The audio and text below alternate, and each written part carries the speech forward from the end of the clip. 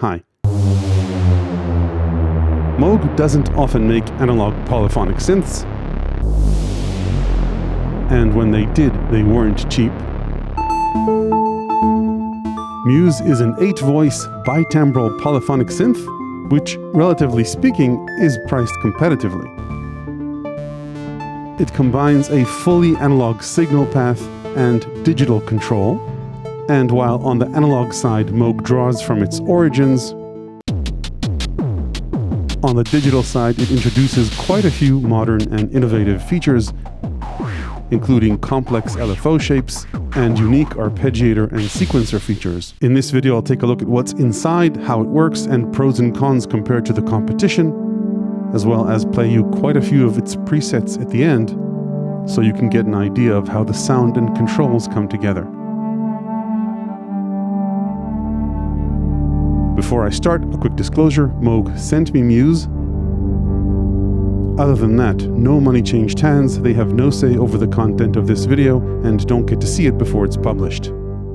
Okay, let's start with an overview. The 8 voices, which are MUSE's analog signal path, have 3 oscillators with FM and sync, one of which can be used as a per-voice LFO. These are fed into a mixer that also receives a ring mod of oscillators 1 and 2 and a noise generator, and it also has a drive option. The mix is then sent into dual 24 dB per octave filters, one of which can be set into a high-pass mode. The filters can be linked, so they move together, and they can be routed in series, stereo, or parallel, so you can create a notch and bandpass filter as well as interesting stereo effects. The output of the filters is then sent to stereo VCAs for per-voice panning, and finally, optionally, you can route the analog signal into a digital delay, which includes tape echo style multi-taps and a reverb-like diffusion mode. At the very end of the signal chain, there's a single-pole high-pass filter if your speakers or mix can't handle the bass. As far as modulation goes, aside from the mod VCO and oscillator cross mods, MUSE has 2 ADSR envelopes,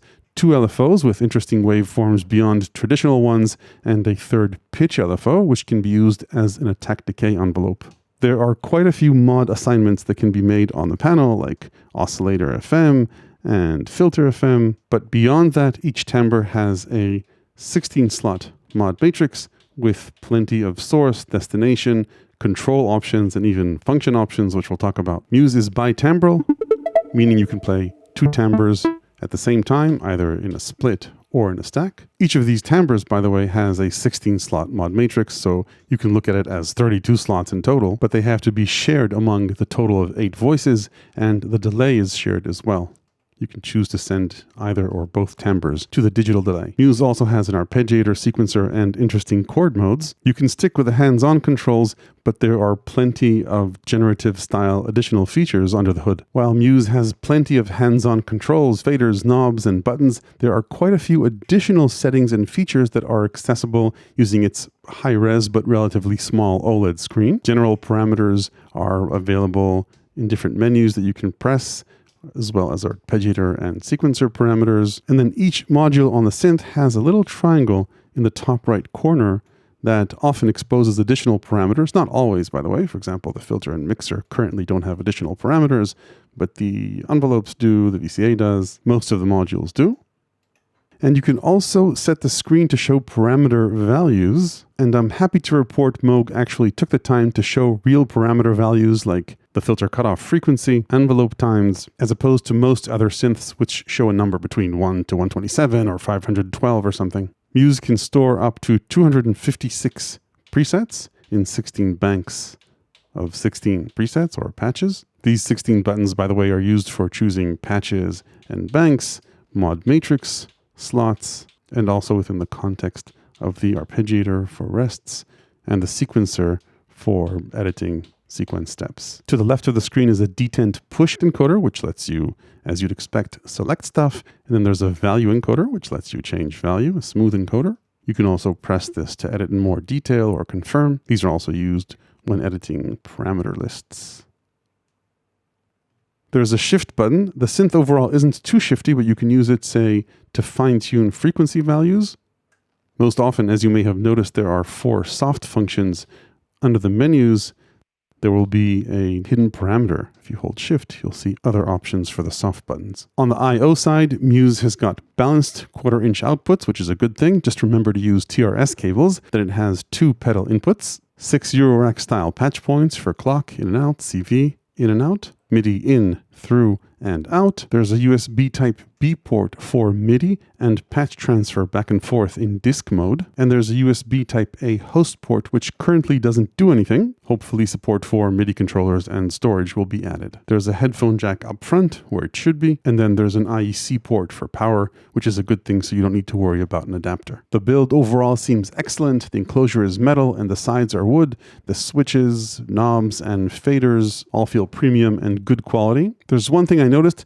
The knobs don't impact values on the extremes of their edges. Now, it doesn't matter much for the smaller knobs, but I noticed that for the filter cutoff, you need to go beyond the first few notches on the panel to impact the sound.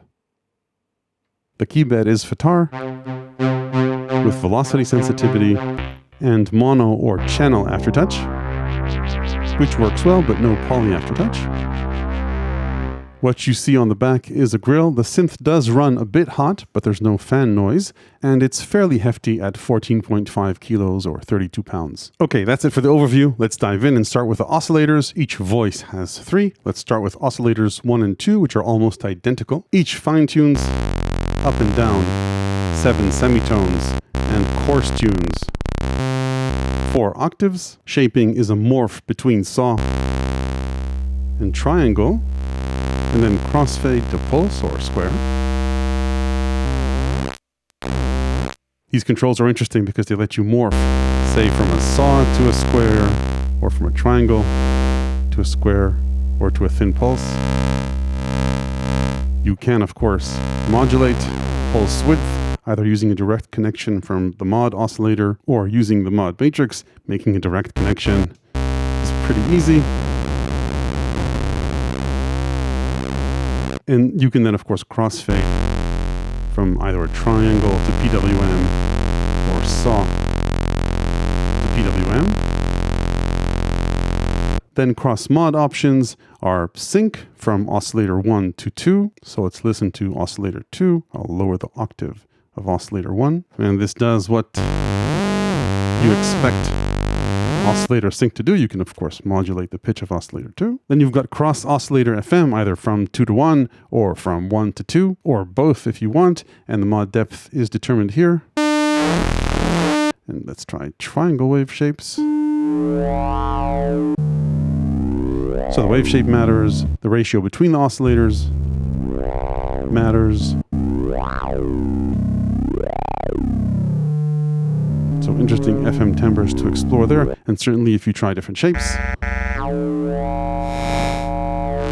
the timbres will change, and if you do both, then even more craziness can ensue. You only have one knob to control the mod depth of both FM cross mods, but if you go into the oscillator more menu, then you can set different minimum and maximum amounts for asymmetric FM between the two. While we're here on this menu, you can also choose to turn glide on and off for each oscillator separately. So those are oscillators 1 and 2. You've also got a third mod oscillator, which you can also use at audio rates and track with the keyboard. You've got one main frequency control knob, which is very coarse, so no octave tuning. But if you want to tune it to the other oscillators and the coarse tuning is too much, you can always hold Shift and fine-tune it. So it works at audio rates. It's got sine, 2 saws, which are relevant for when it's used as a mod source, a square, and a noise generator. That's in addition to the noise generator in the mixer. And then it's got 8 mod assignments directly on the panel with mod depth for each pair. So you could use this for audio rate FM, say of oscillator 1, with noise as a source or with a sine wave as a source. And here too, the amount and ratio matters. So that's for audio rate FM, but obviously it can work for lower frequencies. So this can go to either oscillator or both. Then it can also go to the filters, 1, 2, or both. And likewise, either at low rates with the various shapes,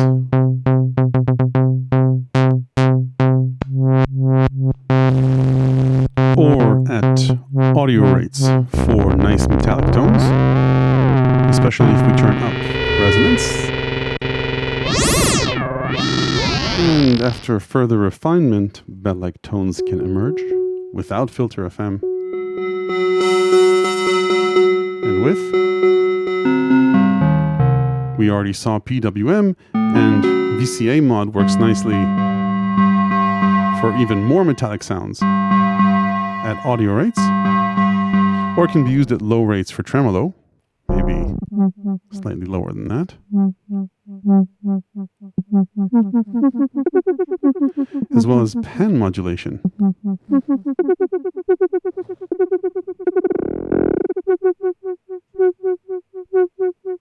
All these modulation connections, by the way, don't take up slots in the mod matrix. As a matter of fact, these oscillators don't appear as sources in the mod matrix at all. So there are some things you can only do here, some things you can only do in the matrix, and some overlap, say, with pulse width. As a mod source, by the way, the mod oscillator is always per voice as opposed to the LFOs, which can be per voice or global. Let's move on down the signal chain to the mixer. This is where we meet the ring mod of oscillators 1 and 2. So in this case, let's say oscillator 1 and 2. So this is their ring mod. And this, again, depends on their harmonics and wave shape, relative frequency, and can produce nice metallic harsh sounds.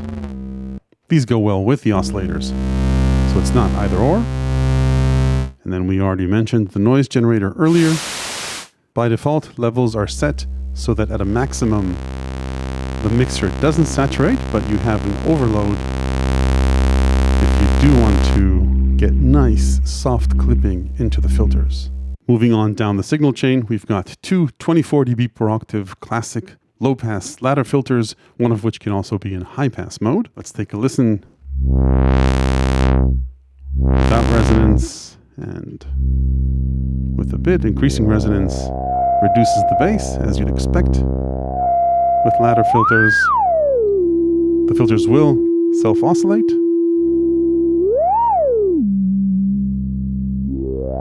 And they're not too crunchy without drive, but if you want them to crunch, you can overload the filter and they'll gladly oblige.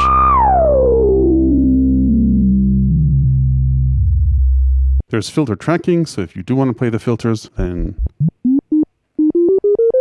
you can. Anyway, that's filter 2.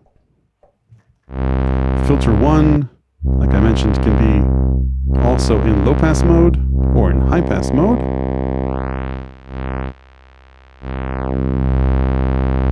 With resonance.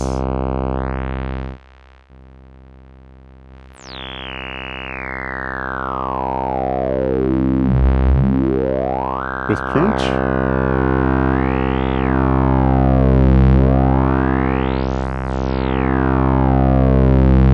And with tracking as well if you want. And then you can link the filters, and then how they sound depends on how they're routed. So in series and in high pass and low pass, then they behave like a band pass filter with resonance.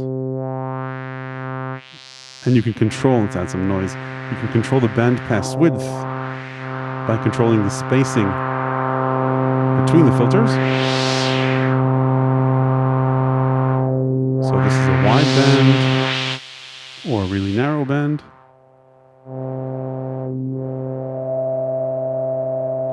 Or if you just want a low pass filter with 2 peaks for formant-like sounds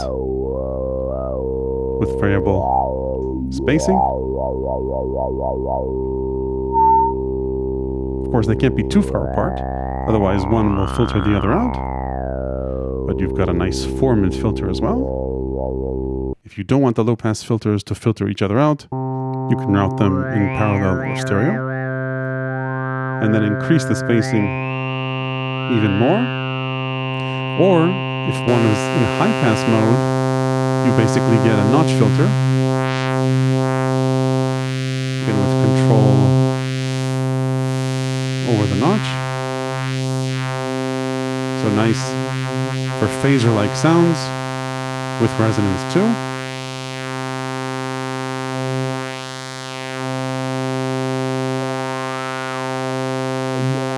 And then in stereo, it just sounds cool.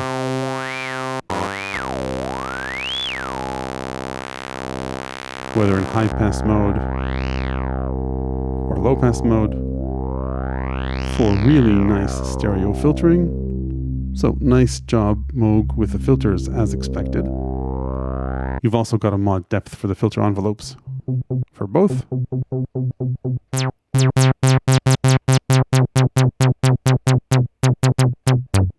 So those are the filters. Let's keep on moving down the signal chain to the dual stereo VCAs. You've got VCA level control.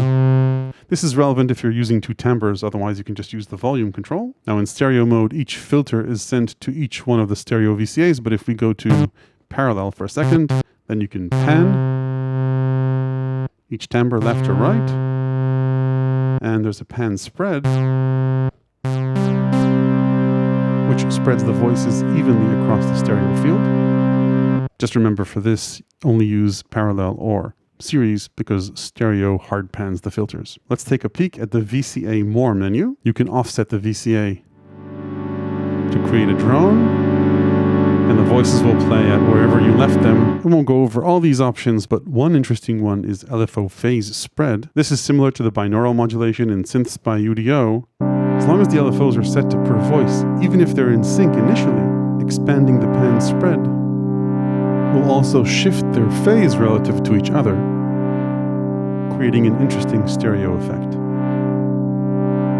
Moving on down the signal chain, let's check out the delays. You can choose an entirely analog signal path or to send one or both timbres to the delay, and you've got mix control with the first usual suspects, feedback and time, left and right time, as well as clock sync.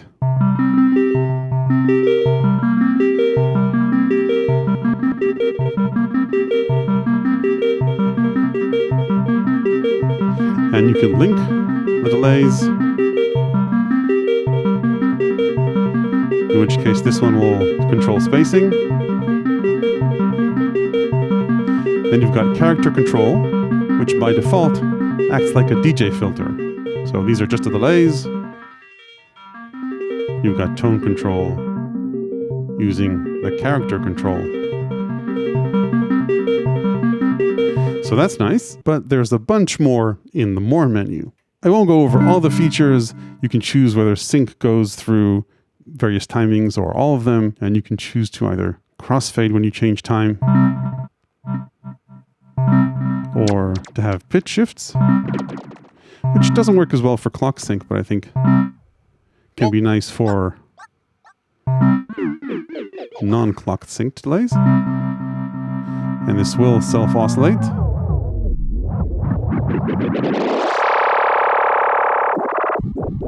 There's resolution control for a more lo-fi delay.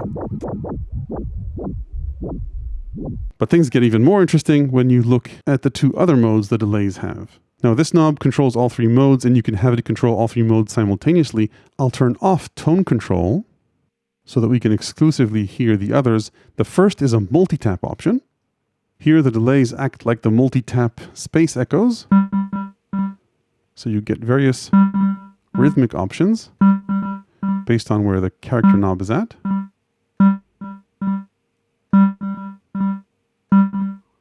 And of course with feedback these will repeat.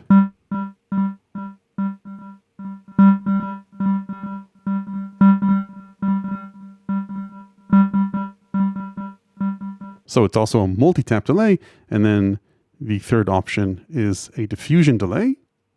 And here the character knob controls the diffusion type. This is called a chorus style diffusion. And then this is a regular diffusion. And you've got time controls for this, so it can get pretty big.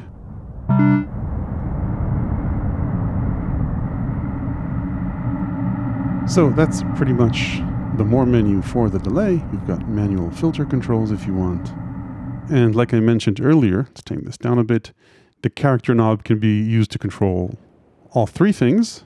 And you can invert what it does to give you a bit more custom control over what it does where. So that's the signal path, except the low-cut filter at the end. Let's move on and talk about modulation outside what we covered over here. I'll start with the envelopes. They've got the typical ADSR panel controls, as you'd expect. You can also loop one or both envelopes.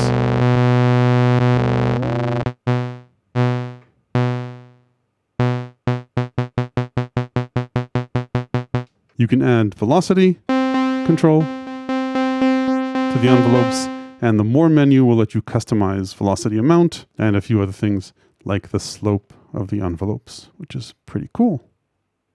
Now, by default, the envelopes are routed to the VCA and to the filter cutoffs, but you can also make quick assignments for the envelopes or any other mod source using the assign button next to the envelopes. So let's say, for example, point the filter envelope to the frequency of oscillator 2 for oscillator sync, and you can see that the minute that I touch the knob, you'll see a mod depth control appear over here. So I can set the mod depth from the envelope to this destination. I can also test this mod depth to see if I like it,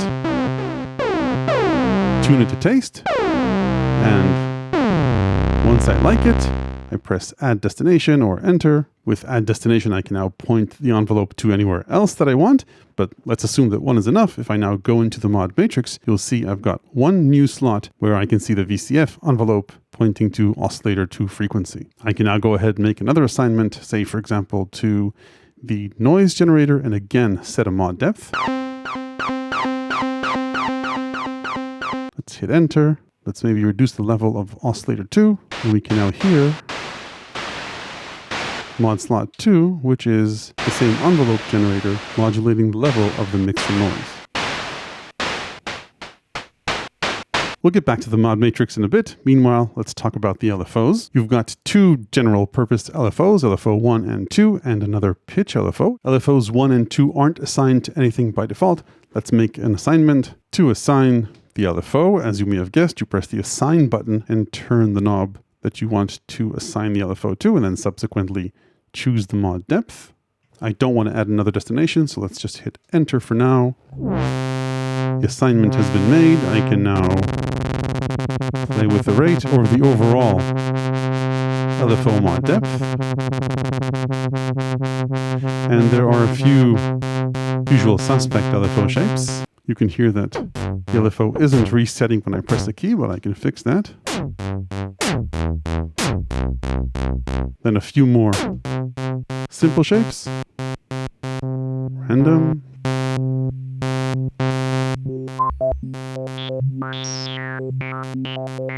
But things get even more interesting when we press this plus or user waveform shape. So this LFO sounds very different.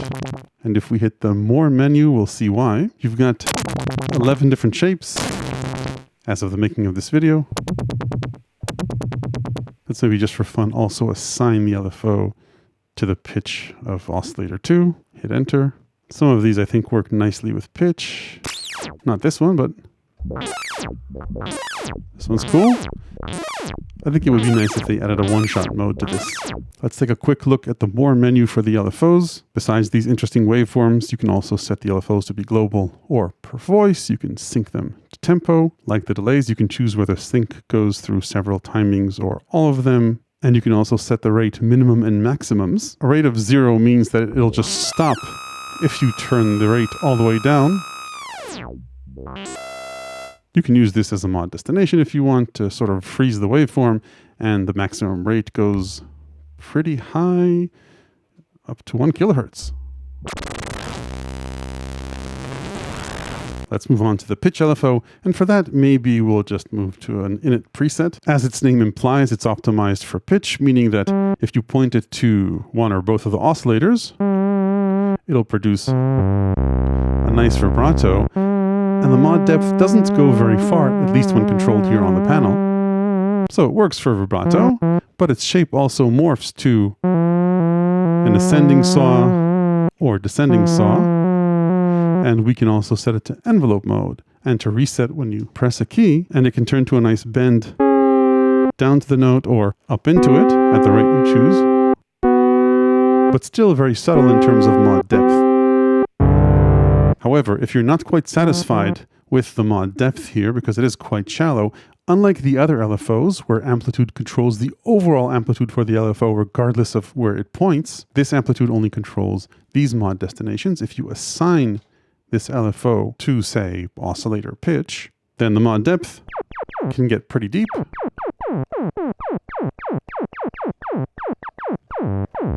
Let's enter and accept this. We can now set the envelope speed using the rate knob and the shape. So basically this behaves like a morphing attack decay envelope, or LFO if you take it out of envelope mode, which you can point using the matrix to any destination you like that's available in the matrix. So that's pretty much it for the LFOs, and this would be an opportunity as any to talk about the mod matrix. You enter the mod matrix using the mod map button, and you've got 16 slots, currently empty except the one that we just assigned. You can edit values in the matrix by moving between the different boxes and editing their value using the value encoder. This can be a bit tedious for assigning sources and destinations because there are a lot of them. Luckily, you can also press the select encoder on a source or destination. If it's a source, you can click any assign button to choose that as a source. And if it's a destination, you can also click the select knob and just turn the knob that represents the destination you want to modulate. Let's go back to oscillator 1 pitch. You can also edit the mod depth from here if you like. And cool soft button options here let you mute a slot or solo it if you want to hear just what it does. Each slot has to have a source and a destination, and then using these boxes in the middle, you can also apply a control to a modulation. You can choose from a number of options, or again, just press the select knob, and let's say I want the mod wheel to control this modulation. And for this to work, I also need to set a mod depth. And the mod depth, the sum can't be more than 100. So this is the maximum. If we've got 61.76, then 38.24 is the maximum. And now the mod wheel is impacting the source's mod depth. Now you'll notice that the mod wheel doesn't totally shut down this modulation. That's because by default, the matrix sums mod depths. We could either reduce the destination mod depth to 0 or choose a function called mult. Then we get total control of the mod depth with the mod wheel. As you can see, there are a bunch of functions here. I won't go through all of them. Slew is a cool one. So this applies a slew limiter to your choice of source, controller, or both. For a drunk modulation, if we were to apply LFO1 as a source here and choose a random LFO. So slew will let you take a very sharp sample and hold and smoothen it into a smooth random that you can apply to any destination. There are various clipping options here as well, where you can, say, turn a triangle or a saw to a clipped triangle or saw to create new LFO wave shapes. There are a few hidden sources that aren't available as assigned buttons on the panel. An interesting one is the, where are you at? Random trig. Here we go. This will create a random value per key press, which is a great way to continuously randomize a patch. And I think that sums it up for the mod matrix. There are a whole bunch of destinations here, including the CV inputs and outputs. You can't modulate the effect controls, at least not yet. And there are some limitations on what can modulate what based on whether it's a polyphonic or monophonic destination. So for example, you can't use an LFO to modulate the CV outs, again, at least not currently. Quick tip here, you can also use these buttons to assign hardware controllers, including this macro knob. Okay, let's move on with an init preset and talk about bi-timbrality. You can split up MUSE's 8 voices across 2 timbres. So let's say this will be our timbre 1, and timbre 2 will be maybe, to keep it simple, a triangle. So this is B, this is A. Let's maybe give this a bit of release too. So we can stack them, in which case, as you can see here, each key press will trigger 2 voices. So we only get 4 notes at a time in a stack. And we can also split them across the keyboard. And we can control either one, by the way, using the timbre buttons, or control both at the same time. And the More menu lets you configure the split point, voice allocation per timbre if you want, or just to have dynamic allocation. Just one general tip, even if you don't use neither split or stack, many of the factory presets will come with 2 timbres. So you can explore them separately with 8 voices per timbre. Notice the transition is smooth, unlike the transition between presets. And unlike when you switch patches, the delay will remain as is as you swap timbres for a seamless performance.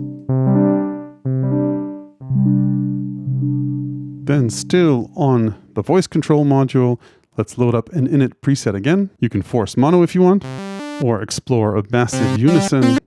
Let's detune this a bit or a lot. And this is 8 voices with just 1 oscillator. Let's bring in 2. Detune oscillator 2. Let's go for 3. Tune the 3rd. So that's 24 simultaneous oscillators.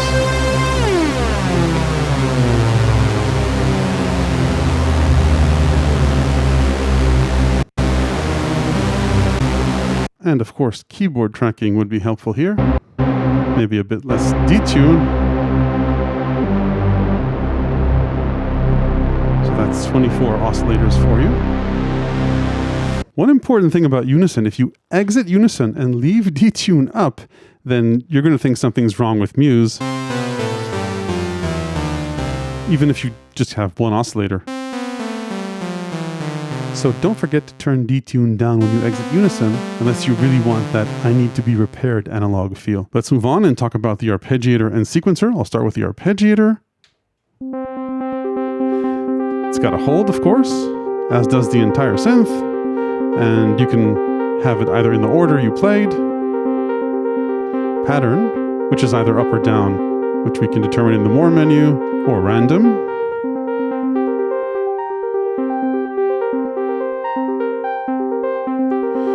Octaves, and there's forward and back.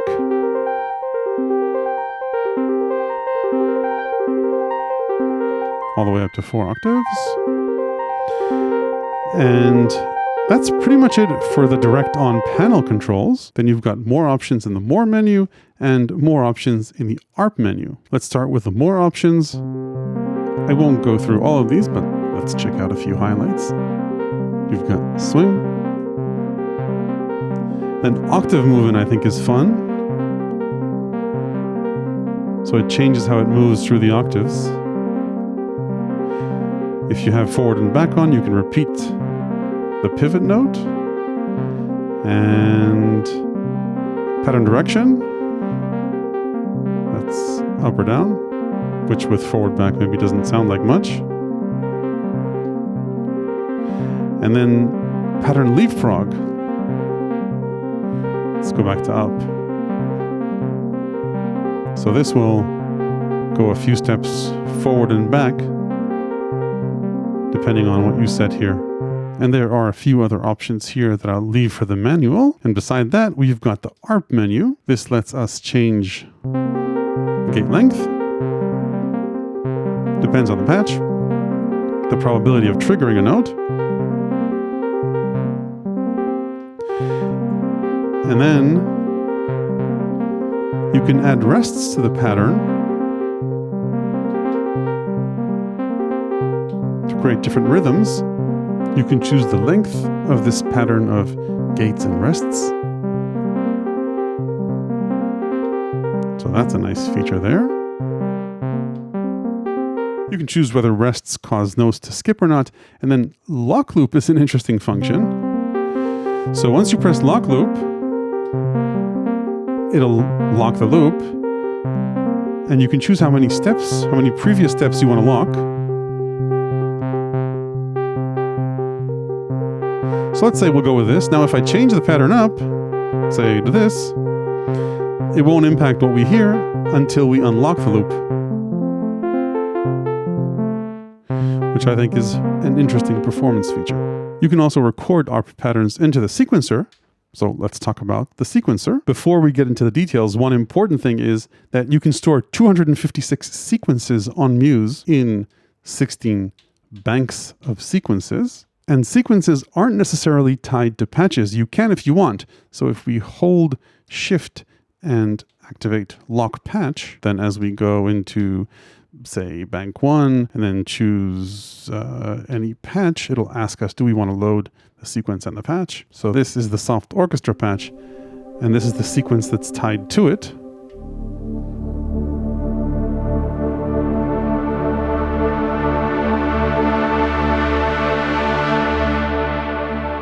And then if I load up a different sequence, we've now loaded up its attached patch as well, as long as lock patch is enabled, of course.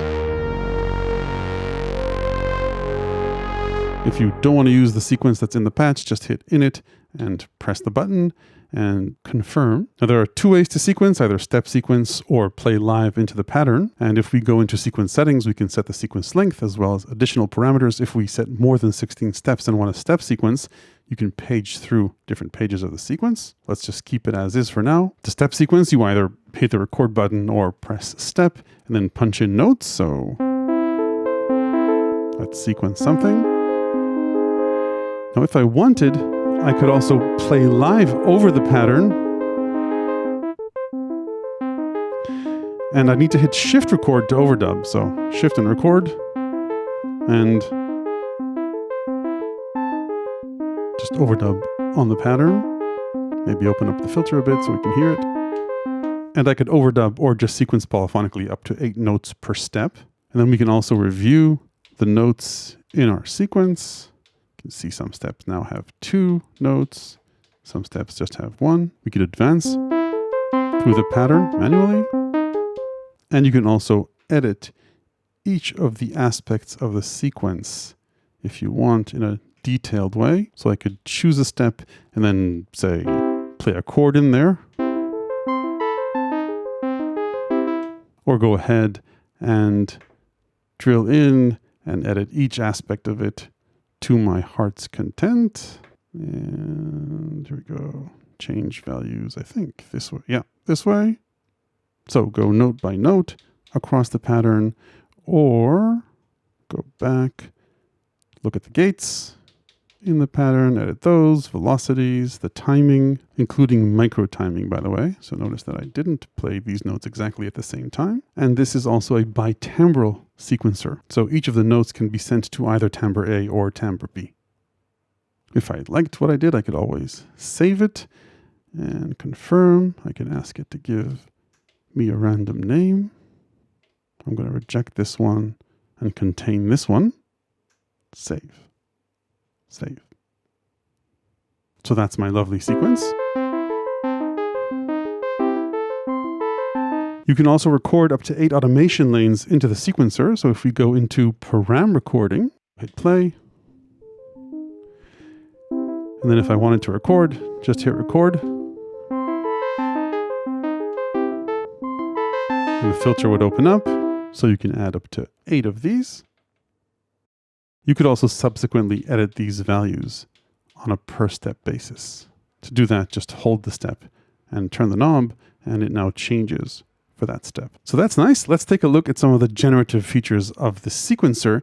Let's start with probabilities. So this will do what you'd expect from some sequencers, which is reduce the likelihood of a step or all steps from being played.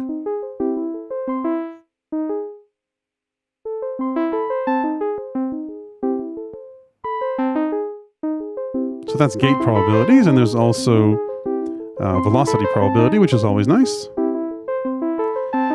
But the crazy one is note probability. So this will randomize notes within the pattern, within the note probability range, which can get hectic. Luckily, there's a scale feature as well.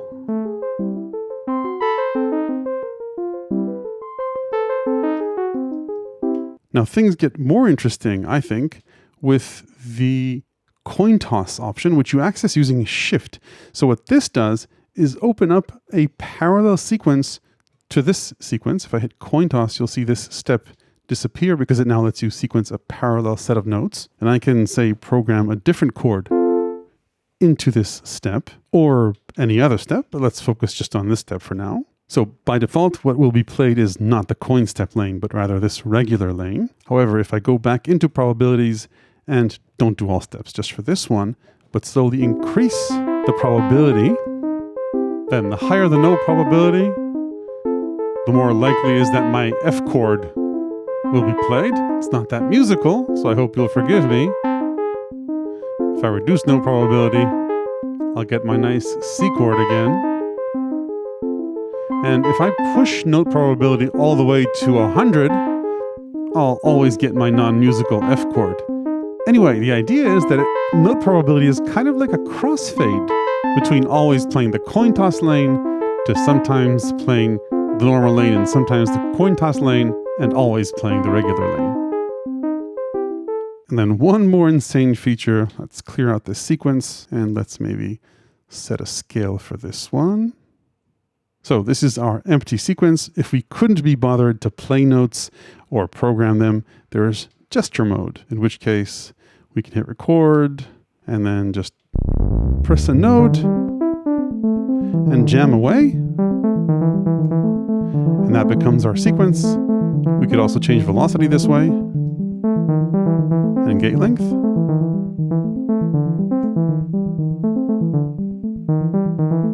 If we didn't like this pattern, we could try again. So that's gesture mode, a one-knob sequencer. We could also combine this with other sequence settings, for example, change the playback direction or change the sequence length. So that, I think, is pretty much everything for the sequencer and step screens. There's also a more button for the sequencer for, say, quantized recording and so on. But one important feature here is the transpose option. So you can transpose a sequence with the keyboard. So that's it for the sequencer. Let's move on to chord mode. There are actually two chord modes. A simple one where you can hit learn, play a chord, confirm, and then that chord will be transposed across the keyboard.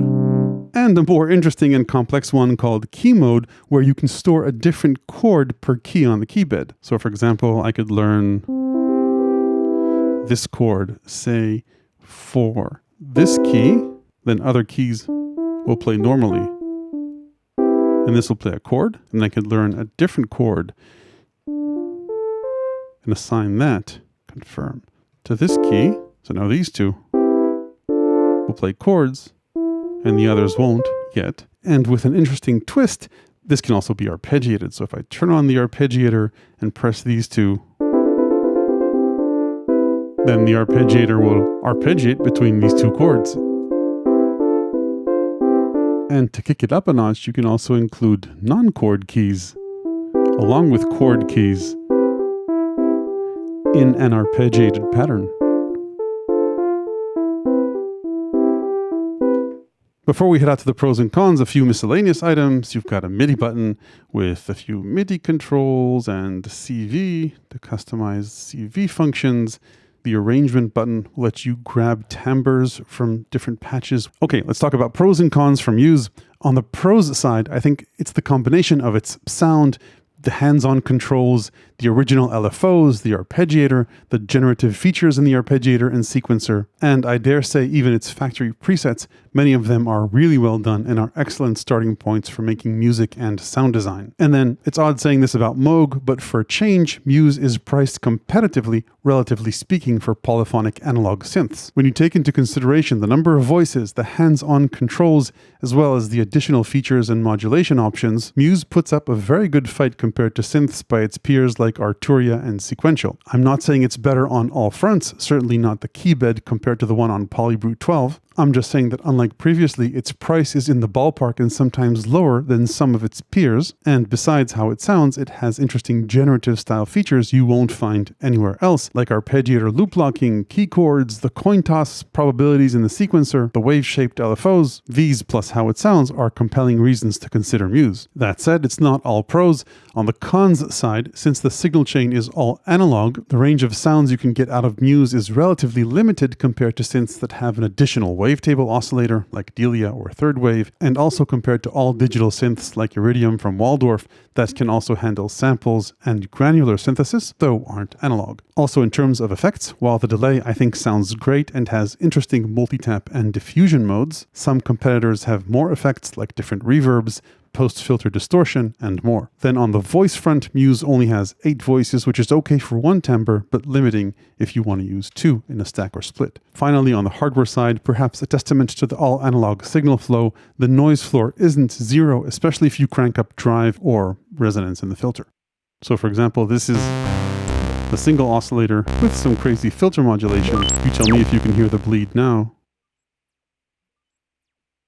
This may or may not bother you, and perhaps this is something they can minimize further in a firmware update. Speaking of firmware wishlist features, meaning things that we might reasonably want improvements on, while the feature set here is very comprehensive, it would be great to get a one-shot mode for the LFOs, especially considering the user waveform LFOs, and it would be nice to be able to load your own user waveforms. It would also be nice to shape the curves of the pitch LFO, especially in envelope mode, to make it a bit snappier. A legato glide option is missing, as well as an option to modulate the effect parameters. I asked Moog about these and they said these things are very much on their radar, though of course no promises of if and when. Beyond that, 256 slots for presets may seem generous, but they're almost full with factory presets, which like I said are pretty good, and there's an entire other batch available as a bonus download, so some more preset space would have been great. And finally, while you can feed the arpeggiator to arpeggiate chords, which is a cool feature, it would be nice to use the chord bank to quickly move between different arpeggiator chords. So that's it for Muse. Stay tuned for a few of its sounds, and if you'd like to get a taste of these at home, I'll upload multi-samples of it to my Patreon,